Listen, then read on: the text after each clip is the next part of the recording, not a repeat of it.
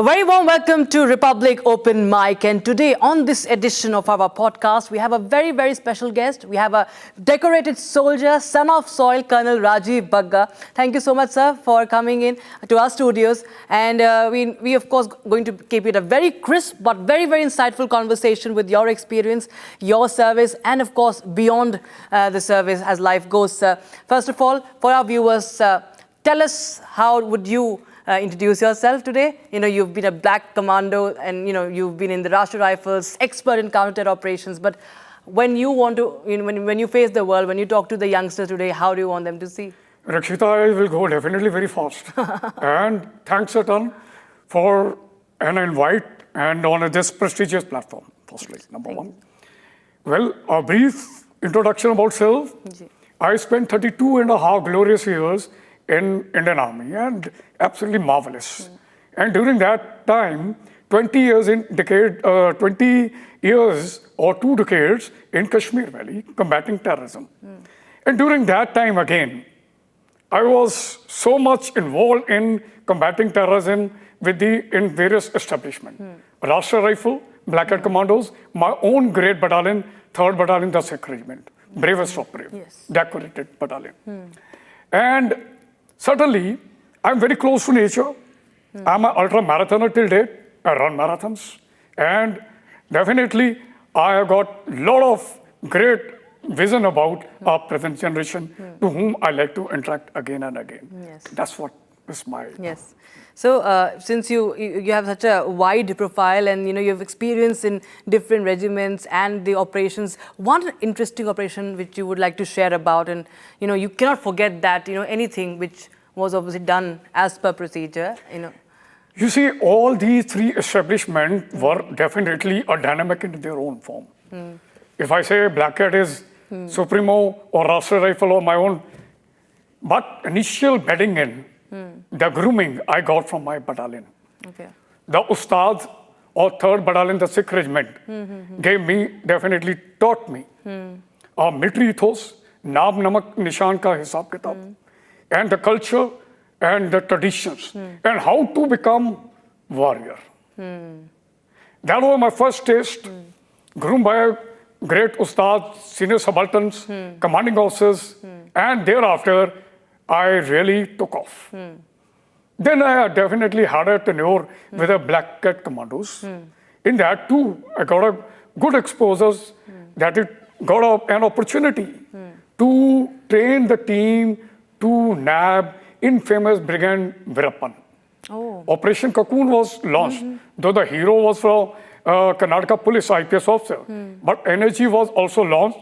Basically, we also projected the energy is a strike force, not a combing force. That's why we were on standby and operated for a short duration, came back. And in energy itself, I participated in a task force for 4 to 5 months in J&K. Days together operation, heli dropped, and we carried out successful operation, which became even a case study. Coming to Rashtriya Rifle will all the time remain my favorite. Oh no, aisa nahi hai that they are my favorite. All of them favorite. But the thing which I remember about the Rashtriya Rifle, it gave me an immense kind of a experience, I will say, that I really felt very professional. The area which was allotted to me was a built-up area. It's a very difficult. Jungle, you know that there is a militant, either animal or militant or you. Where in built-up area, you have to segregate 2% from the 98 innocent. And without causing any collateral damage, we used to conduct successful operation. And that was an eye-opener. I still remember, American generals used to land here and they used to ask me, son, how you are operating? And I was amazed why they're asking. So this is what their dynamics. There's a technique, small team concept. Surprise secret security of the operation was one of the most challenging tasks whenever you operate in any terrain. So I say all the operations which I conducted in my life, every day was an operation. Had taught me certain lessons. You cannot say that one operation I did in this style and this one will be the same template. The design will be dictated by the target itself, type of weapon, the strategy, and then we used to go and nab them like a hawk. So this is what I have to say about it. So it's, I'm sure, very mentally challenging. And commandos like you, soldiers like you, my mindset is completely different from that of any other, civilian or anybody who's, of course, we are all working for the country, many people working towards the country, but when it comes to a soldier, that mindset is completely different. And I want to understand from you, how does a soldier think and battle with those, because they are humans at the end of the day, how do they handle mental health issues? You see, our basic training it is designed in such a manner. Firstly, there is no reason of having any type of a challenge. मैं नहीं मानता किसी challenge को. I say challenge is a development. Okay. I take it that way. And the training is designed, as I said, when you train yourself in a team, that cohesiveness, team spirit, and when you really hone on the skill on your weapon, and when you really sweat during the peacetime, that confidence becomes your strength. Any amount of challenge, it comes in whatever time, it can be, we can always overcome. Yes. So मुझे नहीं लगता कि that if I talk about that today somebody say कि I am really facing that challenge, come on, it is a total state of mind. Yes. It is, I'm a marathoner. I'm 57-year-old. Last marathon I ran last month only. Registered self with a one endurance challenge again. Going to compete with a lot of. It is state of mind. Yes. We need to train ourselves hard. That is what exactly I personally feel about that challenge. Yes. And you mentioned about marathon, and you've also been into mountaineering. You have an expertise in that area also. If you could just throw some light on that, and help our viewers understand, because we are living in times where many things are happening, just like what happened in Uttarkashi. Army was there on ground, and search and rescue operations. There were a lot of challenges because of the terrain, and in many other areas also, it becomes very difficult to even carry out those operations, but they did. How do you, what would you suggest to a common man today listening to you, out of your experience, if they want to just somehow survive? Yes. You see, it is a very unfortunate about this Uttarkashi episode. I sincerely hats off to the forces which are involved in this rescue operation, and the locals also, and the government also. Okay. A few tips I definitely like to give to the common man. First thing is, if you're trying to venture out in that area, you need to really abreast yourself what exactly is going to happen, climatic point of view, say. Avoid that part. Suppose you have got stuck. Nature will give you indicators. Yeah. You need to read them. If the rainfall is predicted, you are passing through some narrow passage, and it is gradient is around 80 degree, and then you need to interact with the local people out there. Yeah. I am going to step inside in this zone. Kindly enlighten me about it.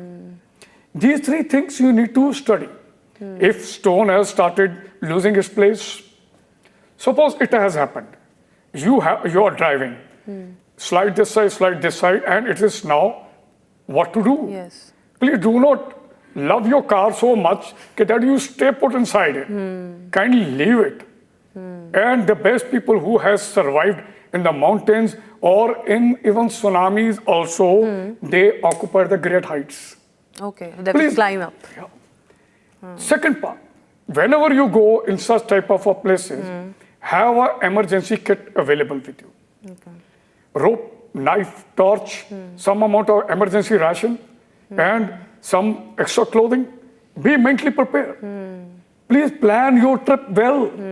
It should not happen like that. And then you should also know how to give first aid immediately. Yeah.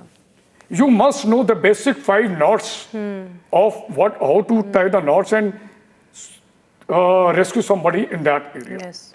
So these are the small things quickly which I can tell you, though it has got a very larger Yes, subject. yes. But there should be more awareness. But yes, the common man should really keep his radars open when you are planning to step in that world. Yes. And we've also talked about many other things. You've been on our channel and we've talked about many geopolitical issues. So I'll just cut through them now.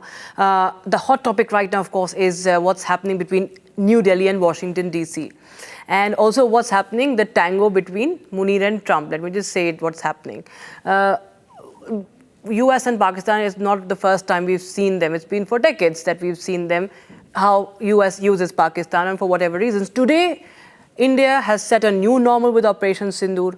It still understands and fights through the terrorism that is being sponsored by Pakistan. In this sort of scenario, sir, when you see US and the relationship somewhere getting affected, how do you think that is going to pan out? Because there's a lot of curiosity. You see, the present situation has become very interesting. I look at the way there are certain entertainers in this world. The biggest entertainer is the failed Marshal Munir. Second time he has gone at Florida, and after having a burger, he's speaking some rubbish. Half the world will go inside, we will wipe out this and that.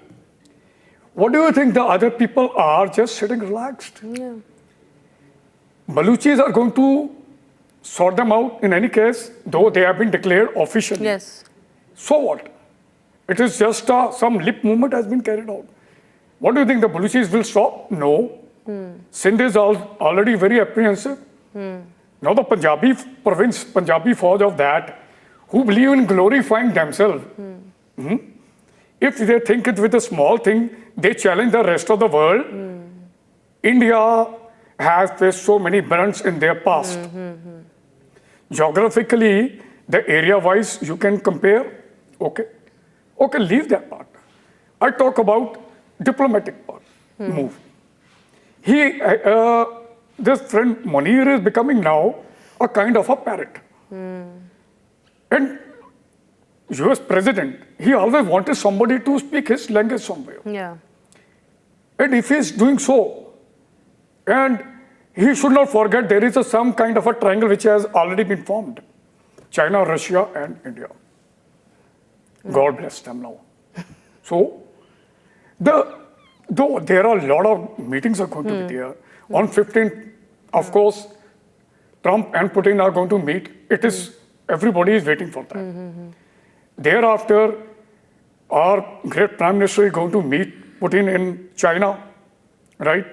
And definitely, there may be a probability that the situation develop, that America may say, okay, let's have some kind of diplomatic talk. Let's do some business. I will increase your tariff. I will do this and that. Not required. We are happy with whatever the goods which we are making. Rather, we have started selling to the other world, Brahmos and other things. We, at the same time, we should not bring our guards down. There is a requirement to have strategic vigilance all over. We have to really keep an eye on Bangladesh also. Yes. We have to have eye definitely on Pakistan, their harakate. Because Munir has said we'll start from east. Yes. But the point is, just so many movements have taken place. There is definitely, India had to play their cards very smartly, and which we are playing. And I'm very confident. Operation Sindoor, Pakistan is celebrating their defeat. Let them keep glorifying themselves. The day conventional war, which will not take place, if it occurs, they will be wiped off from the map, global map. So, sir, this China and India, this changing dynamics, you think it's in the long run going to really yield any effort? Because China's role in Op Sindoor, assisting Pakistan against us in Op Sindoor is also very clear, and it has been spelled out. Do you think in the long run, how can we work it out with Beijing? I personally feel that China definitely uses their involvement is there.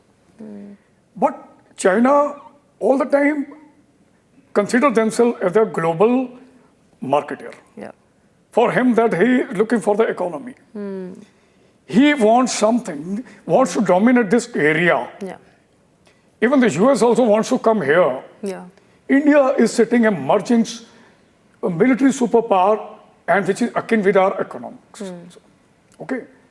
So China this time will deliberately think to come closer to us and which they have already started.